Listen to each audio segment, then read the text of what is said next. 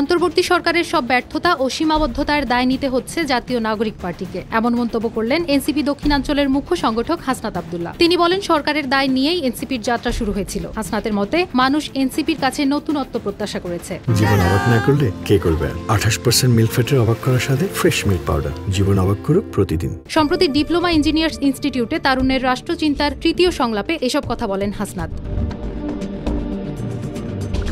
তিনি বলেন, মিডিয়া মিলিটারির যে অংশ বাংলাদেশের বিরুদ্ধে কাজ করেছে তাদের বিরুদ্ধে আমরা লড়াই করেছি অনেকটা একাই। আমরা মিডিয়ার চোখে চোখ রেখে কথা বলেছি, আমরা সত্যকে সত্য বলি, মিথ্যাকে মিথ্যা বলি। এ সময় মিডিয়া ট্রায়ালের মাধ্যমে এনসিপির নেতাদের চরিত্র অভিযোগও তোলেন হাসনাত। তিনি বলেন, গত 5 আগস্টে আমরা কক্সবাজারে গিয়েছি। মিডিয়াতে বলা হলো আমরা বাংলাদেশে নিযুক্ত সাবেক মার্কিন রাষ্ট্রদূত পিটার হাসের সঙ্গে মিটিং করেছি। তবে আমরা মিডিয়া বিরোধী নই, কিন্তু মিডিয়ায় বস্তুনিষ্ঠতা চাই।